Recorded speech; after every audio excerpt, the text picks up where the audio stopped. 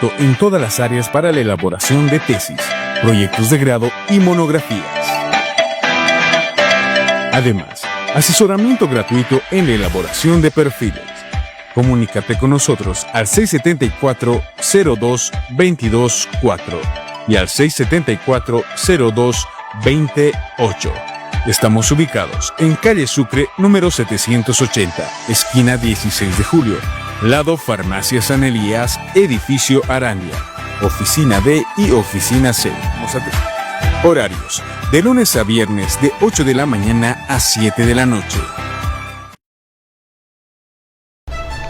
Hola amigos, ¿cómo están? Les invitamos este domingo 6 de abril a horas 20:00 al programa Debate Ciudadano del Colegio de Politólogos de Cochabamba. Haremos un análisis de las encuestas de Pantera, Captura Consulting, que salieron estos días y nos dieron un pantallazo del escenario preelectoral. Analizaremos con Yerko Illich, cronista político, todo por Diálogo, la red educativa.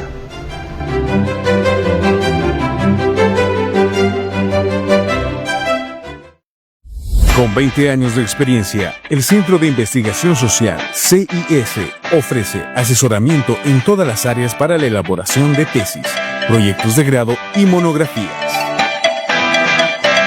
Además, asesoramiento gratuito en la elaboración de perfiles.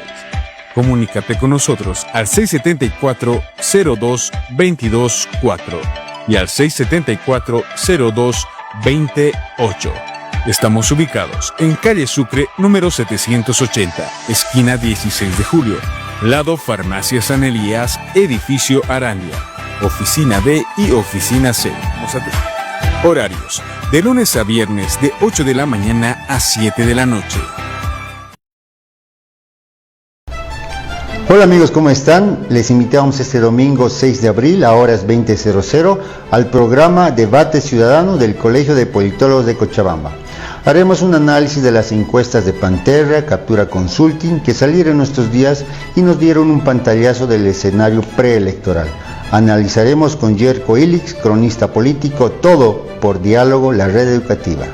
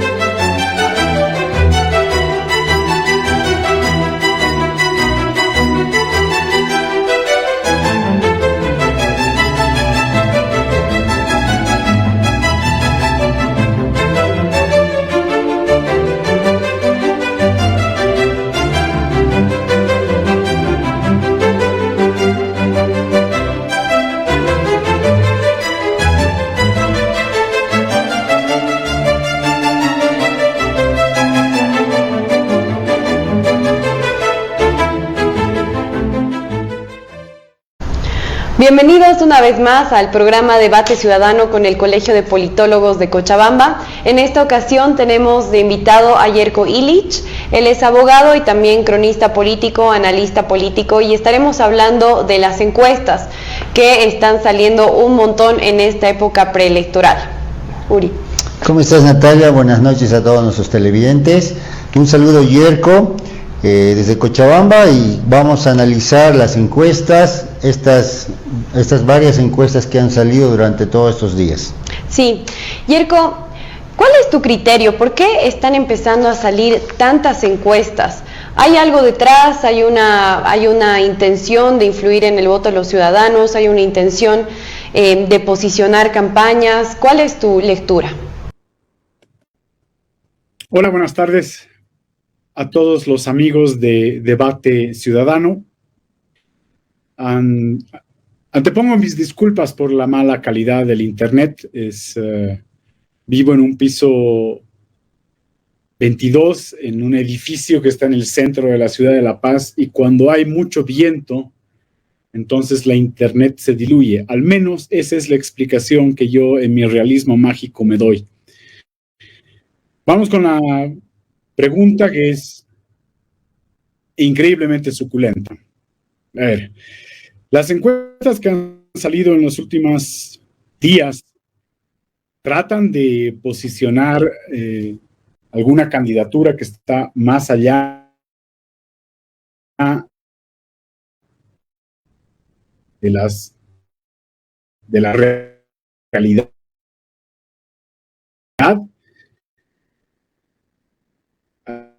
Ahí yo creo que la respuesta de antemano es sí, porque en las dos encuestas, tanto en la de Red 1 como en la superencuesta encargada por Claure, el universo de posibilidades está reducido a lo que se puede determinar una censura previa. ¿A qué refiero con una censura previa? La candidatura han ido conociendo. Y una de esas precandidaturas, o de al menos las opciones que se colocan en las encuestas, es de una candidatura ficticia. ¿Por qué ficticia? Porque la persona que está siendo evaluada en cuanto a su grado de popularidad ha expresado hasta el día de hoy que no tiene intenciones de candidatear, y que además, dentro de esa condición de la no candidatura, hay un elemento de no forzar ruptura con lo que viene a ser su matriz ideológica y además el liderazgo histórico que él sigue. Me refiero obviamente a Andrónico Rodríguez, Evo Morales. Y en un contexto un poquito más grande, lo que es el movimiento al socialismo, o lo que podría quedar del movimiento al socialismo. Esto es una candidatura ficticia, pero hay detrás una idea de que esa candidatura ficticia tiene que ser el referente de competitividad en el bloque opositor o en los bloques opositores. El segundo dato de por qué estas encuestas también están tratando de promover una realidad alucinatoria es que desconocen quienes han construido los elementos para hacer la encuesta de dos realidades. La primera realidad es que desde por lo menos septiembre del año pasado hay una construcción coordinada y en conjunto de lo que se llama un bloque de unidad. Y en ese bloque de unidad, en este momento, hay tres candidaturas o precandidaturas que están buscando a través de un método, una solución para la selección de la candidatura única presidencial, por lo menos para lo que es la campaña. Me refiero al bloque Amparo Vallivian, Samuel Doria Medina, Jorge Quiroga Ramírez. Las encuestas tanto de la Red 1 como también de la superencuesta de Claudio desconocen esta realidad y este proceso. Y cuando hablo de proceso, no solamente estoy hablando de un procedimiento, sino de una serie de acuerdos para llevar la mejor factibilidad posible de una candidatura única. Repito, las encuestas desconocen este contexto. Entonces niegan la posibilidad de que exista un bloque único entre lo que son Amparo, Samuel y Jorge Tuto. Por el otro lado, hace 3 semanas por lo menos, ya existía la manifestación unívoca de que hay que hacer un pacto en este bloque en el que podrían estar Manfred Reyes Villa como eje e ingresaría la figura de Chi Ching-Chung y posiblemente cualquier otra candidatura que ya hubiera expresado que desea participar en las elecciones. ¿A quiénes me refiero? Patxi con Movimiento Tercer Sistema y posiblemente Johnny Fernández con la UCS. Como estas encuestas o sondeos en realidad están desconociendo esas dos realidades, suma además a un precondicionamiento o un nuevo grado de censura al respecto de lo que debería ser la selección que harían los ciudadanos. Y hay un tercer elemento, no es menor, y es que para que sea una encuesta presidencial electoral seria, debe haber un eslabonamiento entre candidatura y partido político, o candidatura y alianza de partidos políticos, para que de ese modo cumplan el requisito legal de representatividad o de competitividad en lo que son las elecciones nacionales. Todo esto dicho dentro de este marco regulatorio que tenemos que indica que no hay posibilidades de candidaturas independientes y que aún no lo resuelve esto el Tribunal Supremo Electoral, basándose en su régimen electoral, en la ley de elecciones, el sistema de el órgano electoral, y también está la ley de partidos políticos, la 1096. Son esos tres elementos lo que te dan a entender que en el momento en que tú haces la pregunta ya tienes más o menos una respuesta. Esta es la forma un poco más larga de la explicación de por qué estas encuestas no son encuestas electorales. Son más bien sondeos de popularidad, pero sesgados a partir de lo que es la voluntad y el deseo de quienes han encargado las encuestas y no así la realidad. A eso me refiero con una alucinación hiperrealista.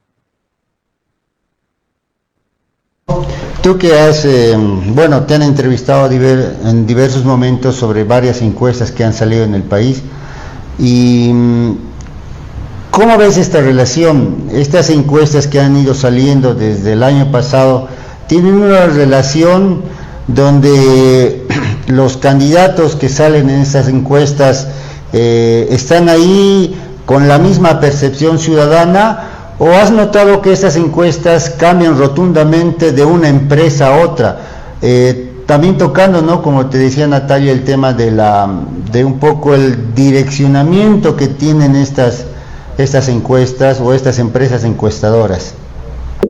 Dices, es que hay un esquema más o menos que se ve en casi todas las encuestas. Bueno, en aquellas que son encuestas un poquito más serias al respecto de lo que es el posicionamiento de candidaturas. Hay una parte previa, que esto yo creo que lo he visto en las encuestas de diagnosis, algo en la de captura, mucho en lo que es el sondeo o este focus group enorme que es de la Delphi, y obviamente en las encuestas encargadas por Claure tienen este preámbulo. A ver, ¿cuál es este preámbulo? El preámbulo tiene que ver con lo que es la percepción ciudadana de la realidad actual. En lo que sí podemos quedar claros y estar absolutamente de acuerdo es que hay una especie de medición de lo que es el humor social colectivo. Ese humor social colectivo, a partir, te podría decir, de finales del 2023, ha ido creciendo en un dato que sí es relevante. Hay una crisis económica. Para el momento en que entramos entre enero a marzo del 2024, la percepción de crisis todavía estaba algo polarizada. Sin embargo, después de los sucesos de junio, de este debilitamiento del poder ejecutivo ante una presencia negativa, hasta casi diría tóxica y amenazante de las Fuerzas Armadas, la percepción de que la crisis no solamente es económica, sino que también es política, va en aumento. Eso envalentona a el ala radical del MAS, representada en el levismo, para poder generar también una serie de disturbios dentro de lo que es la leve, la frágil estabilidad que Luis Arce Catacora ha estado tratando de construir. Ahí me refiero básicamente a estos sucesos de las marchas en septiembre que culminan en La Paz, a pocos metros de realizar una especie de sucesión forzada. crisis económica más crisis política, policrisis en el país, posibilidades de soluciones, ingresa nuevamente otra idea. La solución a esta policrisis pasa por o adelantar las elecciones o la renuncia del presidente o de un pacto mayor entre bloques políticos. Y esos bloques políticos rebalsan lo que es la representación en el Parlamento.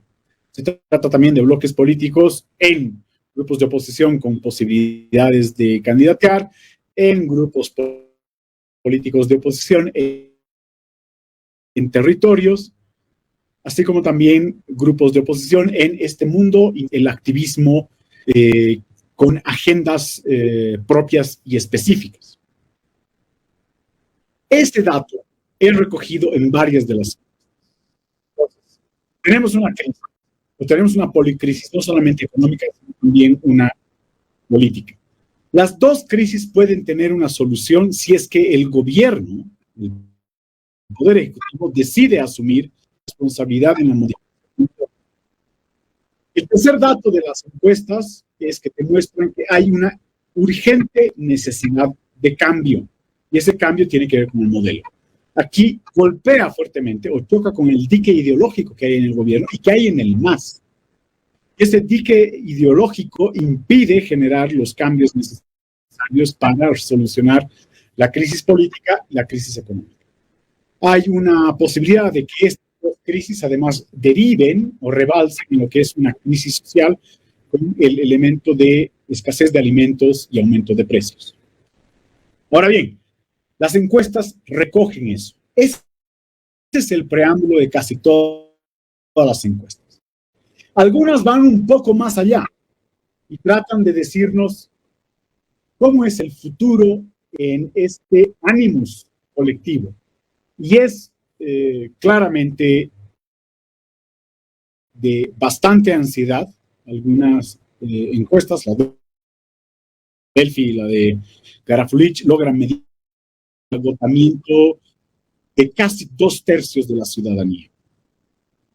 Ese preámbulo es el que te prepara y te condiciona además a lo que vendrían siendo las elecciones. Hay un dato extra. Y el dato extra es cuánta es la cantidad de población, de electorado, que ya no votaría por el movimiento socialismo. En 3 encuestas yo he encontrado que hay un margen entre el 62% a casi el 70%. Y obviamente eso, en lectura de los grupos de oposición que tienen intenciones de candidatear en los comicios electorales del 2025, les da cierto aire como para decir, o como para menos sondear 2 posibilidades. Ir todos en una especie de bloque de unidad o ir todos por separado. En algún momento salió también esta solución intermedia, que es la que estamos viviendo ahora, de que sean 2 bloques opositores más el bloque de lo que es el oficialismo o lo que podría intentar. De ahí el posicionamiento de candidaturas tiene que ver, a ver, ¿quién tiene mejores chances en primera vuelta y en segunda vuelta? Y un quinto elemento, y este es que me parece interesante, que he ido repitiendo en las últimas encuestas, tanto las de enero como las de marzo pasado, estos últimos días de marzo. Hay una tendencia a que las elecciones bolivianas de este año se resuelvan en una segunda vuelta. Y ahí obviamente las candidaturas que deberían tener mayor competitividad, en un caso es ficticia y en los otros casos, ¿no?, forman parte de lo que es un sistema de bloques y de acuerdos para tener gobernabilidad en el Parlamento y también gubernamentalidad en el Ejecutivo, sin necesidad de forzar medidas por fuera de la Constitución, como lo está haciendo el actual gobierno.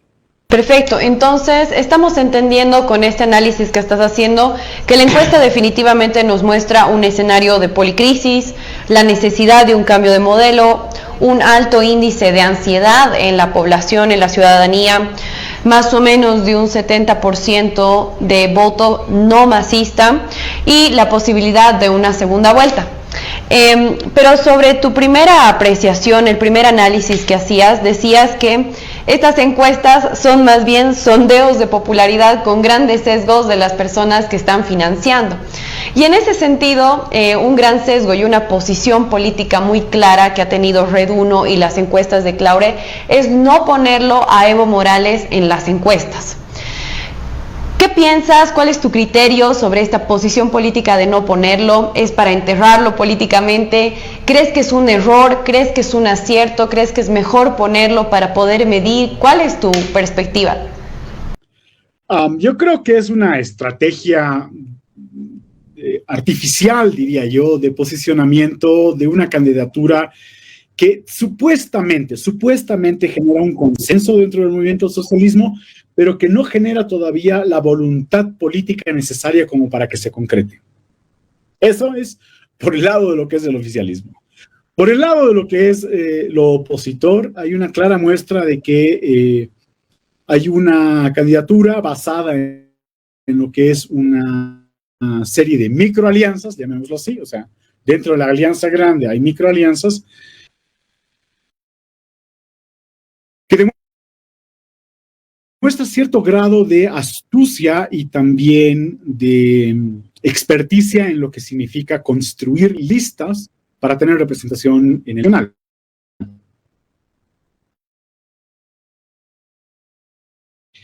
El otro lado, el lado de Jorge Quiroga, ha hecho una alianza más territorial, sobre todo tratando de entrar a ese Santa Cruz profundo que tiene una serie de demandas que no pasan por concesiones y necesitan de lo que era Camacho más fuerte que el Branco Marinkovic. Y al medio tienes una candidatura ciudadana cuya alianza fundamental está sobre la base de simpatías entre expertos. Esta es la campaña de Amparo. Amparo recibe muchos más apoyos por parte de economistas y de personas técnicas en cuanto a lo que ven a sus propuestas antes de lo que son bloques o mini bloques políticos. Por último, tienes un bloque que trata de jugársela hacia el lado de lo conservador. Yo recuerdo que en algún momento, Natalia, hiciste un ejercicio de tratar de entender cuáles son los tres grandes bloques o los tres tercios de este país. Y hablabas de un tercio nacionalismo populista, un centro medio y un tercio conservador. Y del último del que estoy hablando es del tercio conservador.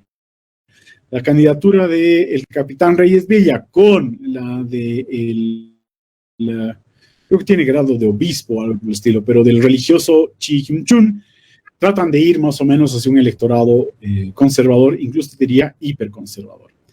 Esos tercios disputan mucho lo que es ciudadanía que en algún momento apoyaba un proceso de revolución multicultural, pluridemocrática, que en algún momento se tradujo más o menos en la figura de Evo Morales y todo ese bloque que lo acompañaba, el Pacto de Unidad y también las organizaciones sociales, pero que después de un largo desempeño, casi 2 décadas de desempeño en el Estado, claramente entre posicionamiento de esta idea de que hubo despilfarro, desperdicio, pero además también un giro hacia lo autoritario. Lo imperdonable no solamente fue el no cumplir con el mandato del referéndum del 2016, del 21 de febrero, sino además intentar adulterar los datos o los resultados electorales del 2019, con obviamente la salida o la autoexpulsión desde el MAS de Evo Morales hacia un exilio también simulado. La gran pregunta está ahora en precisamente qué pasa con estos tres grandes bloques cuando todavía estamos en una fase de no seriedad o no de tomarse en serio de candidaturas. Sobre los bloques ha sido un poco más difícil volver a redefinirlos, sobre lo que tú decías. Al final, los tres bloques, como un poco he hecho el ejercicio, ha sido el bloque indígena popular, lo hemos llamado así, luego el otro bloque de unidad, hemos preferido ponerle nada más su nombre, pero sabemos que está compuesto nada más por exfuncionarios del aparato público, y luego un tercer bloque que es este bloque conservador, ¿no? Donde podemos ver imágenes de Chi y Manfred. Pero a ver, creo que Uri aquí tiene una pregunta para ti. Sí, con respecto a eso, Yerko, en las encuestas, y tú mismo lo has mencionado, ¿no? Todos piden un cambio de modelo por la situación crítica que está atravesando el país. Sin embargo, en todas las encuestas que se han publicado últimamente, este bloque popular o este bloque representado ya sea por Evo Morales o por Andrónico están presentes y con buenos porcentajes de aprobación de la población. Entonces, ¿cómo entendemos eso? Por un lado queremos un cambio de modelo, pero siguen saliendo las personas que representan este modelo por adelante, ¿no? Desacuerdo con lo que acabas de decir, Uri, por lo siguiente. Las mediciones que hacen estas dos últimas encuestas, así como también me estaba fijando las encuestas de diagnosis y captura entre noviembre y enero, el bloque de lo que se puede llamar el masismo, o como Natalia también lo identifica, el indigenismo popular, no hay que olvidar que hay un alto contenido de nacionalismo populista, no sale tan bien librado en estas encuestas. Hay un supuesto en las dos encuestas. En primera vuelta es generar la mayor o la mejor posición posible para tener gobernabilidad o para tener presencia en el Parlamento y entrar con fuerza en lo que es la segunda vuelta. Si vemos las encuestas tanto de unidad, no de unidad, sino de la Red 1 y la de Claure, el supuesto bloque de lo masista con esta candidatura ficticia, lo voy a repetir muchas veces porque todavía no es una candidatura que hubiera cuajado más o menos en representación, mide en primera vuelta en la de Red 1 18 Andrónico. Le voy a sumar ese punto extraño que le dan a Arce como gobierno, hace 19, y en la de Claure, al desaparecer tanto a Evo Morales como también a Luis Arce Catacora, lo dejan Andrónico con un 25. Ese es su mejor posicionamiento en primera vuelta. Por el lado de lo que es el sistema opositor, a pesar de que muchos analistas dicen, no puedes sumar los votos, no puedes sumar los votos de Manfred como los de Chi, yo sí lo hago. ¿Por qué? Porque son bloques.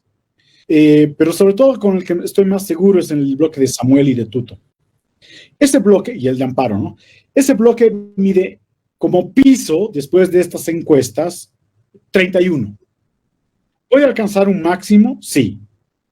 Y ese máximo podría estar dado por el peor resultado, que es Tuto, 39.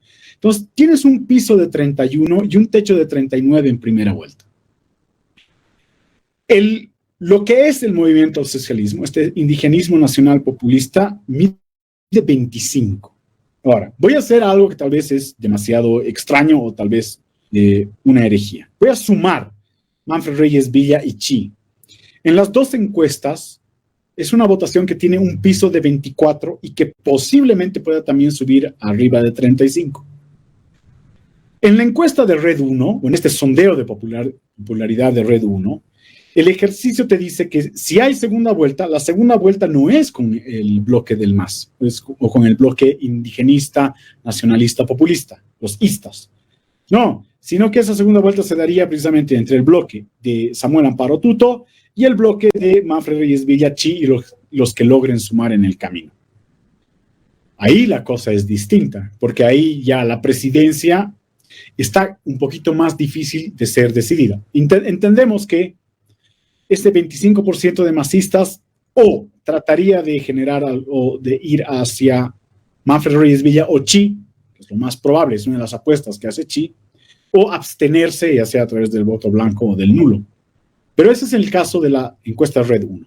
En la encuesta de Claure, hecho por Panterra, hacen una medición de segunda vuelta, que vendría a ser como el ejercicio más interesante de esa encuesta.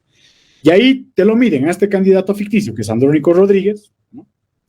Haciendo más o menos convirtiéndose en el embalse o la concentración de ese indigenismo nacionalista populista, y lo miden frente a Samuel, Andrónico perdería. Samuel sacaría 45, Andrónico sacaría 42. Cuando lo miden con Quiroga, lo colocan a Quiroga con 38, Andrónico con 45, a Manfred Vidas con un 39, a Andrónico con un 42, y a Chi con un 39 y a Andrónico 41. Lo que te da a entender es que el mejor escenario posible para la oposición, según lo que está posicionando Claure, es que vayan todos detrás de Samuel Doria Medina. Pero hay una incongruencia muy fuerte en esa encuesta. Porque cuando ustedes la vean o la estudian a más profundidad, hay dos preguntas, bueno, en realidad hay como tres preguntas que van determinando el tema de lo que es lo anti-MAS, candidatura única y candidatura única en segunda vuelta. El antimasismo es 65%. 65% significa que no votarían por el MAS por nada del mundo. Ese 65%, Claure lo hace identificar con un 19% con grupos de oposición formales y con 46% entre grupos de no opositores, pero sí antimasistas. Hagamos este ejercicio paralelo con ustedes.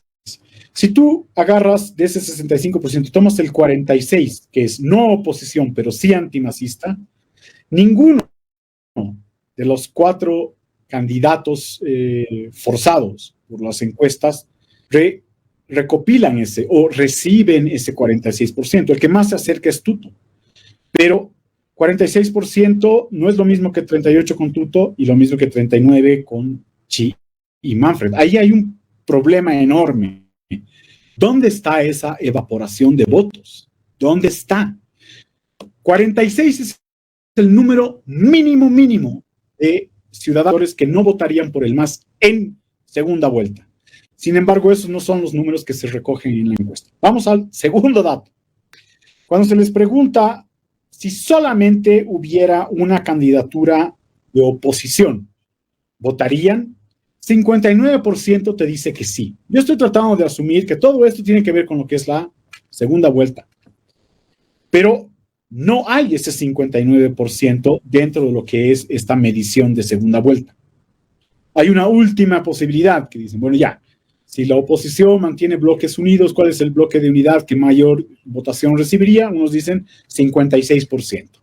Tampoco se reflejan en estos datos. ¿Te das cuenta? Es como que la encuesta en cierto momento cambia de niveles y de realidades. Y ya no es congruente.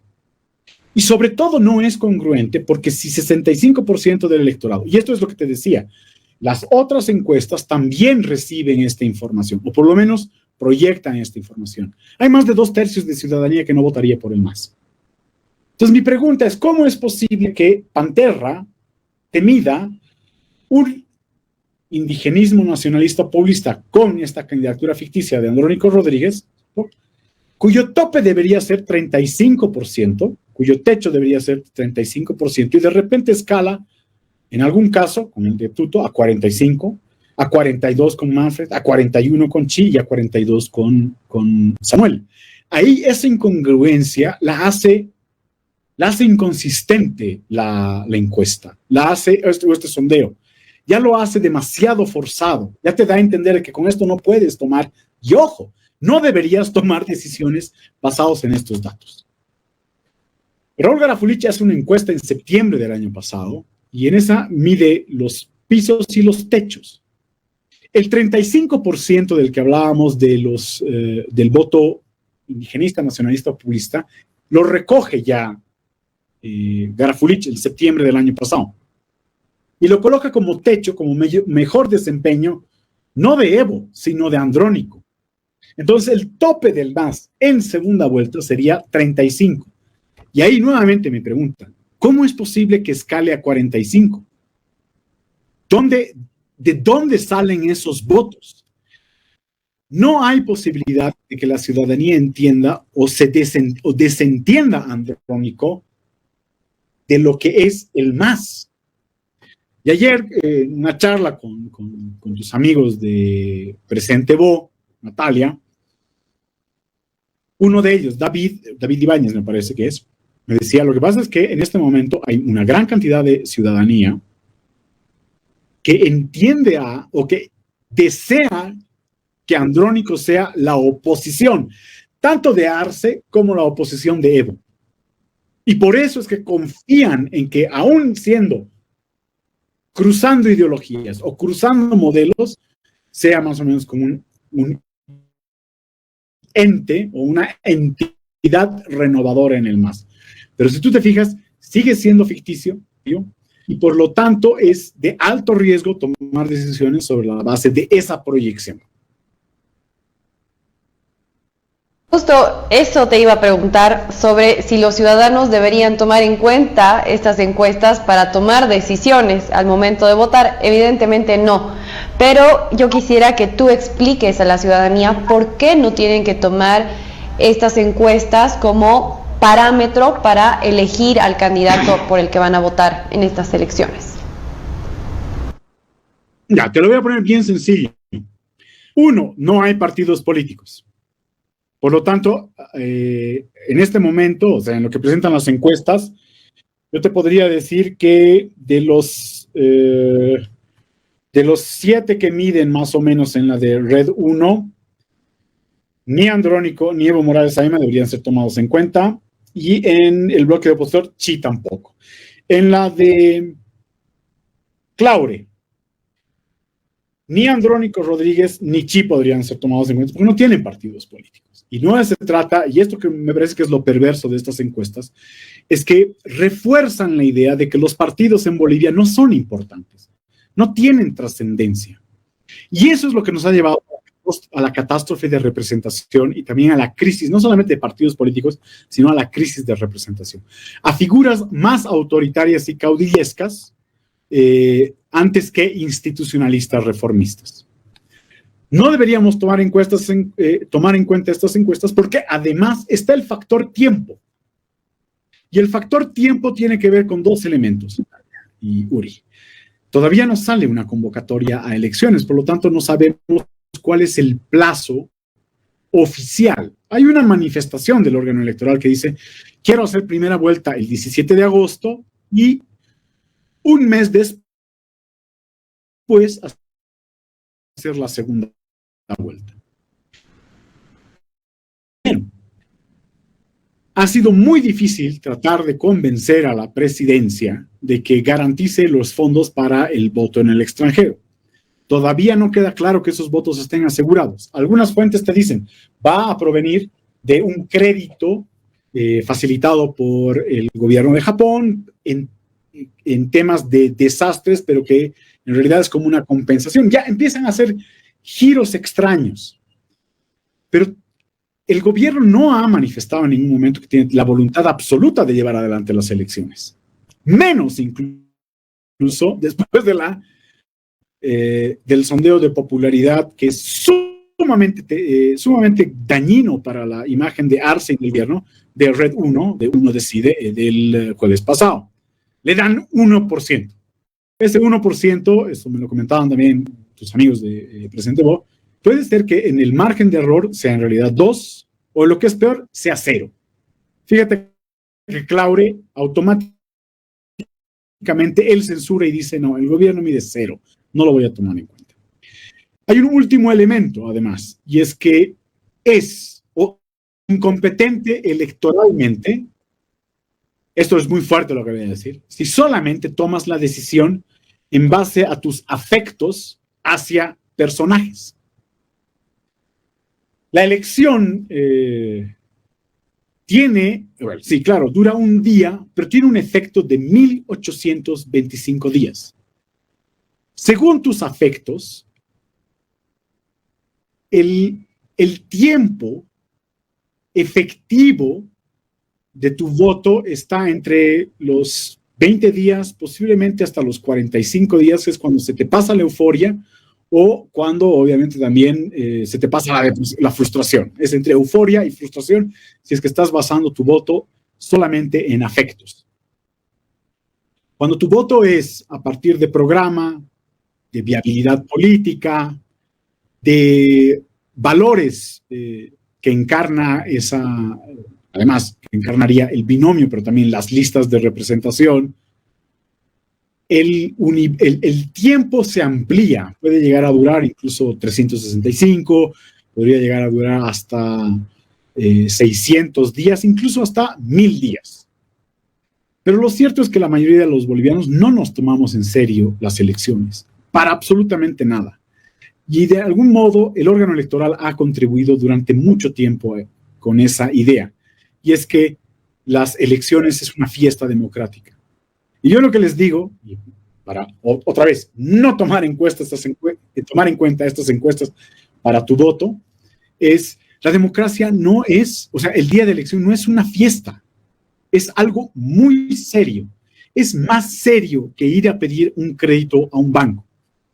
Para un emprendimiento, además, ni siquiera estoy hablando de, no, voy a ir a pedir un crédito para un auto. El banco te lo da al tiro porque te va a endeudar durante por lo menos 4 años. Pero para un emprendimiento los bancos se ponen mucho más serios, porque tienen que ver si es que vas a poder responderles con garantías, etcétera, etcétera.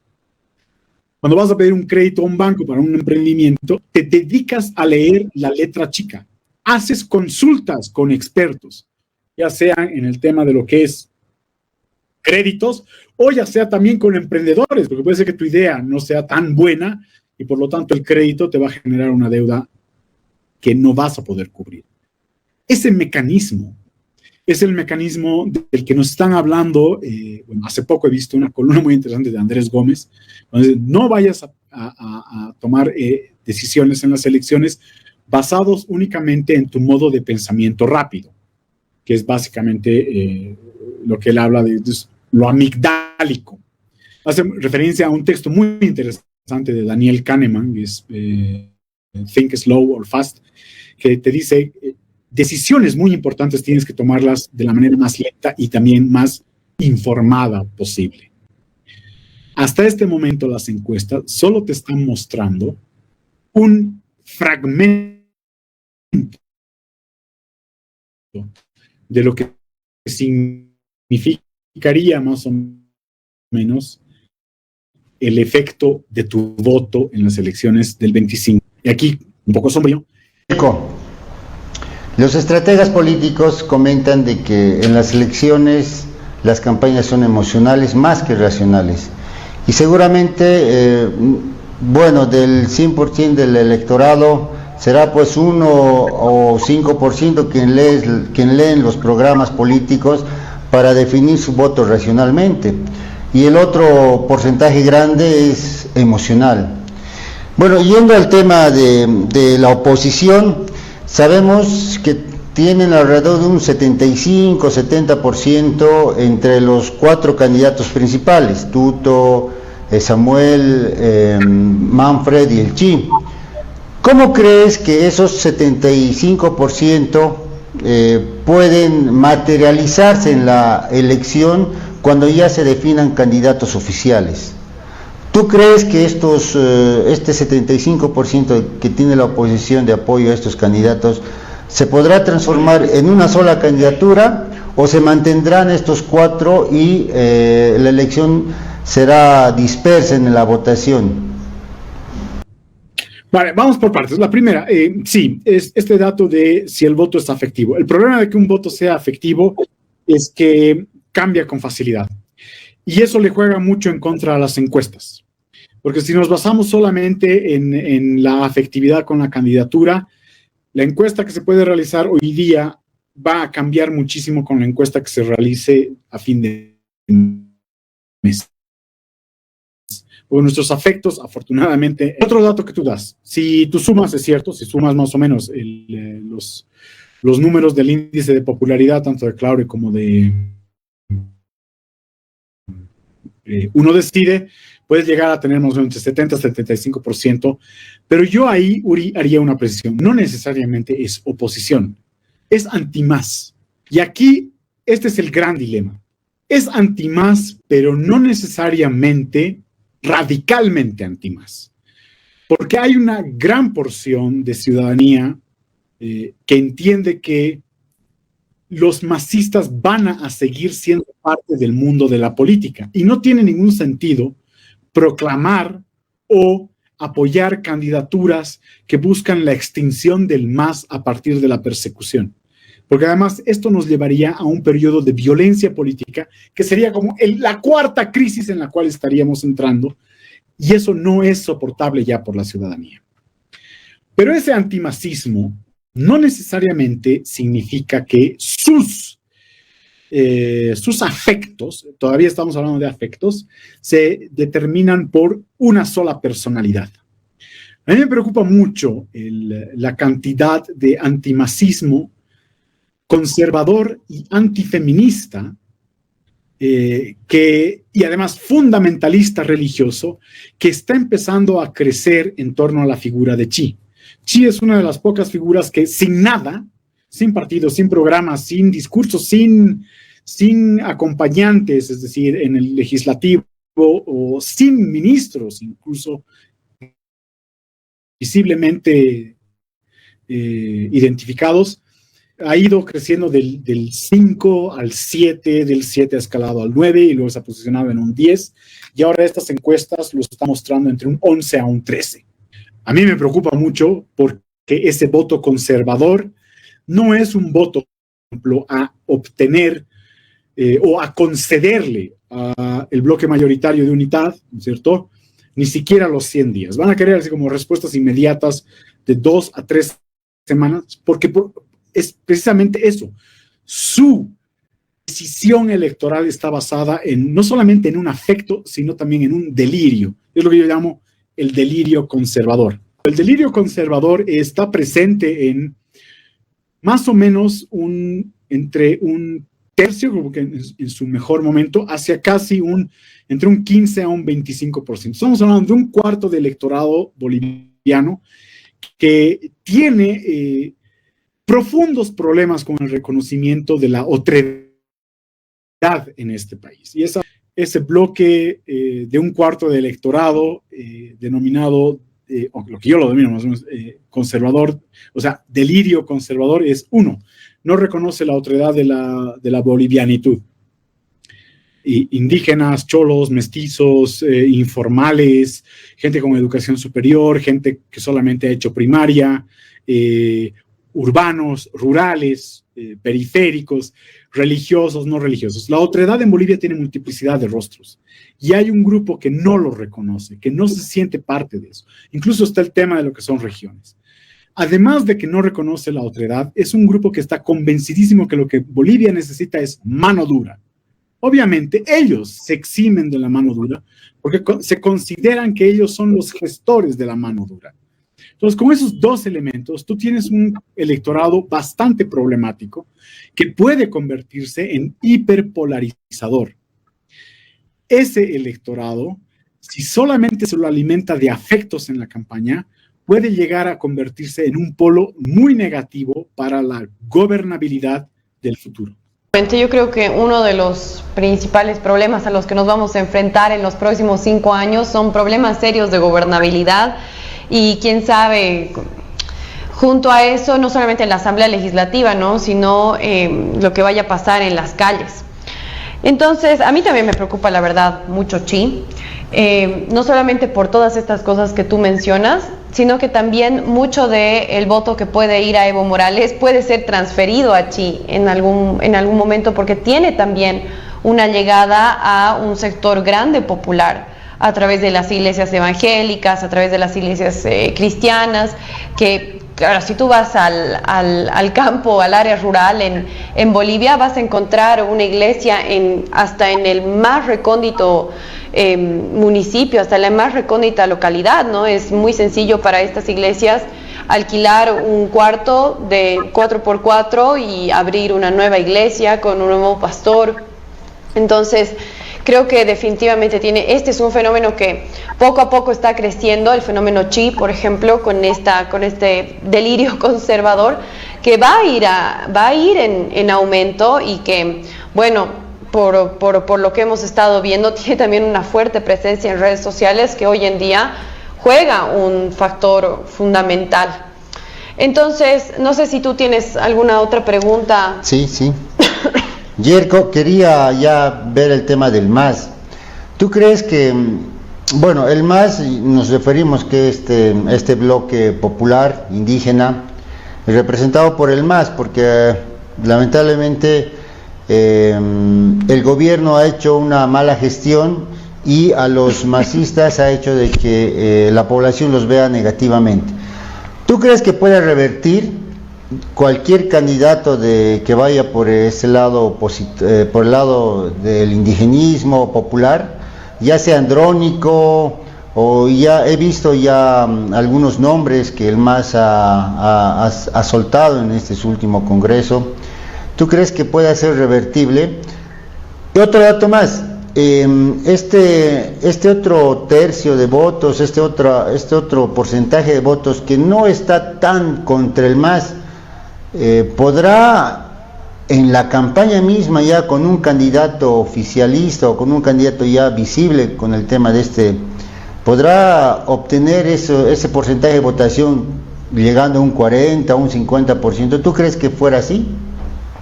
Yo creo que la viabilidad del MAS pasa por demostrar un alto desempeño en la crisis. No me imagino, más allá de que sí hay una posibilidad de que exista un atrincheramiento cultural en lo que significa el MAS, y ese atrincheramiento cultural significa la radicalización de lo que es lo indígena. Me parece sumamente peligroso, porque el MAS estaría cometiendo el pecado de apropiarse, y en realidad es un delito, de apropiarse de la representación indígena nacional popular. Su desempeño en lo económico va a ser muy negativo, a menos que el gobierno decida entrar en una fase de mayor endeudamiento, y ese endeudamiento traducirlo en dinero en las calles.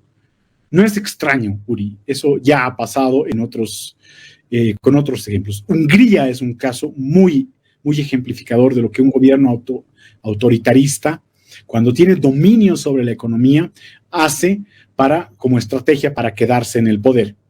Argentina lo hemos visto con el caso de Sergio Massa, ministro de Economía y también candidato a la presidencia, con un presidente muy débil como lo era Fernández. Utiliza los recursos de deuda que tenía Argentina en un momento de inflación bastante grande para lanzar dinero en las calles. Lo mismo ha ocurrido en Venezuela, y yo no podría decir que lo mismo pasa en Cuba, porque en Cuba no hay plata y ahora no hay energía, pero es muy probable que plata y represión, que es el modelo nicaragüense, son modelos que les gusta muchísimo a los masistas, tanto de Arce como a los de Evo. Quiero cerrar ahí ese tema de qué es lo que está pasando básicamente con esa facción de desempeño. Hay otra facción que es una facción mucho más radical, que es la evista. Y cuando no mide, y ahí voy a ir hacia una de las primeras preguntas que me dices, ¿qué pasa con Evo? ¿Por qué no se lo está midiendo? Evo sí mide. En algunas encuestas, hasta que lo hicieron desaparecer, tenía un piso de 17 y posiblemente llegaba a un techo de 33. Evo es culto. Evo es una figura más religiosa que política, y ahí vuelvo a conectar con lo que dice Natalia al respecto de lo que es la presencia de iglesias. Si tú apuntas al afecto, al culto y a la fe, obviamente vas a tener un electorado, vuelvo a decirlo,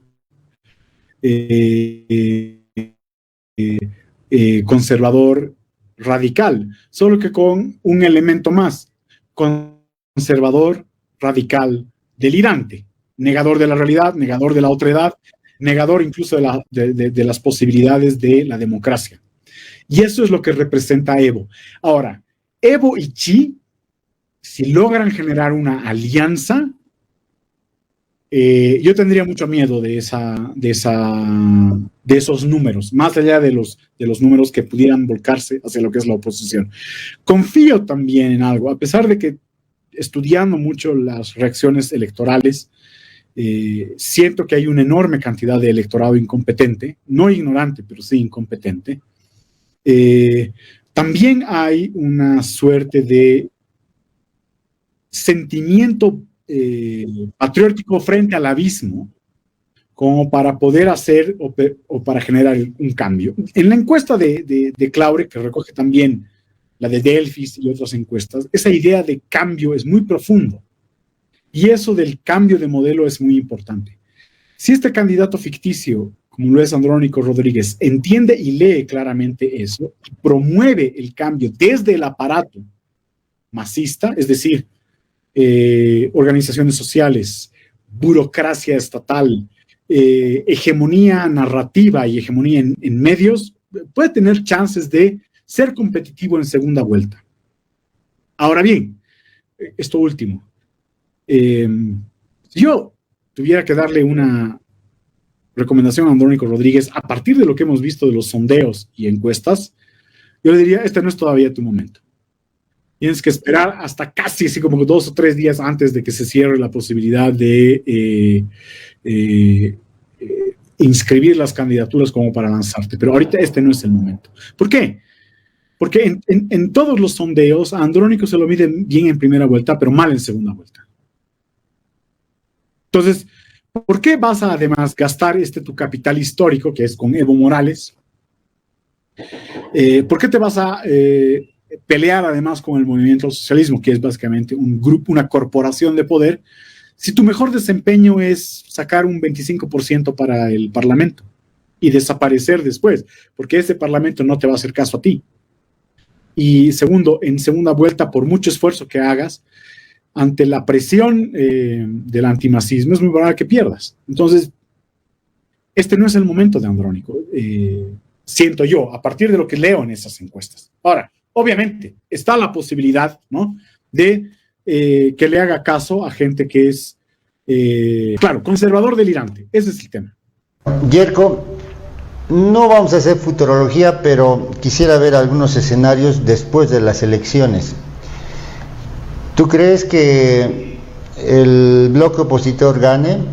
Ahora, si el bloque opositor no tiene fuerza parlamentaria y tampoco tiene fuerza en las calles, ¿tú crees este discurso que se viene diciendo de que vamos a cambiar el modelo de una vez vamos a hacer políticas así duras para que una vez se vuelva la estabilidad?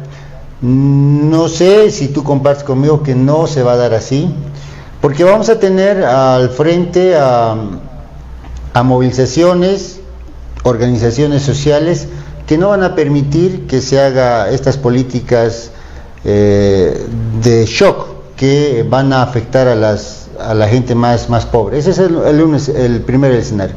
Y el segundo escenario es que nuevamente vuelva a ganar el MAS o un representante de este bloque indígena, donde nuevamente, si no hacen las cosas bien, si no tiene apoyo en el Parlamento, estemos como estamos ahora, ¿no?, con un gobierno débil que no tiene apoyo y con la crisis que va a acrecentar. ¿Cómo ves los escenarios, Yerko? En el diseño de la ingeniería política del bloque de unidad. Cuando tanto Samuel como Tuto buscan alianzas, y con Amparo también, alianzas de todo tipo, lo que ellos están haciendo es que están tratando de construir una proyección de gobernabilidad en el Parlamento. Entienden que un Parlamento, una representación parlamentaria menor al 30%, al tercio, complicaría mucho lo que son sus aspiraciones de hacer grandes transformaciones. Por lo tanto, están buscando ir un poquito del tercio más allá. Y es muy probable que la ciudadanía eso lo entienda también. Porque además ahí hay una garantía de que no se van a hacer, no se van a aplicar medidas de shock, sino se van a aplicar medidas de ajuste y de ajuste moderado. Porque cuando los escuchas tú en sus propuestas, tú te das cuenta de que no están proponiendo el cierre del Estado. No están proponiendo tampoco la desaparición de institucionalidad estatal. Básicamente lo que te están diciendo es mayor compromiso y participación de lo que es el empresariado privado, mayor regulación en lo que son estos factores desestabilizantes, como lo que tiene que ver con lo que es el contrabando, la minería del oro y otras cosas, y mayor rigidez en lo que es el gasto público. Entonces, eso no son medidas de shock tan brutales como lo fue el 21060, que a pesar de que el 21060 tiene una especie de halo negativo, no fue tan fuertemente resistido. Hubo una resistencia, obviamente, a aquellas personas que formaban parte de la estatalidad yo sé que el término parasitario es muy exagerado, pero que chupaban recursos del Estado y que no reportaban ingresos al Estado. Y esto es la minería del estaño, ¿no? La minería corporalizada de lo que era Comibol. Pero las reformas que se hicieron desde el 85 en adelante ayudaron a aliviar básicamente lo que era el régimen económico. Masificaron también no una situación, sino un grupo, no, yo no lo llamaría perjudicial, sino un poco negativo, que es la informalidad, pero de las propuestas que se escucha serias entre Samuel Amparo y Jorge Quiroga, no ves, por ejemplo, un mecanismo de persecución fiscal hacia lo que es la informalidad, sino más bien una incorporación paulatina y gradual. El tema de la reducción de los subsidios a los hidrocarburos, nadie te está planteando 0 subsidios desde el día 1. Te están hablando de gradualmente ir sustituyendo ese subsidio, sobre todo porque hay sectores en los que no puedes dejar de subsidiar. El transporte de alimentos y el transporte de ciudadanía, o sea, de gente. El resto se puede ir negociando. El achicar el aparato estatal, Amparo es la más seria en su propuesta, porque dice, hay que achicar no 50%, no 30%, sino un 15%, y saber dónde. Y saber también por dónde empezar. De entrada, hay mucha gente que diría, yo empezaría despidiendo o cerrando esa fábrica de papas fritas que hay en el Alto, en la cual los técnicos o los funcionarios que están ahí son funcionarios, no son ni empresarios ni son trabajadores, son funcionarios.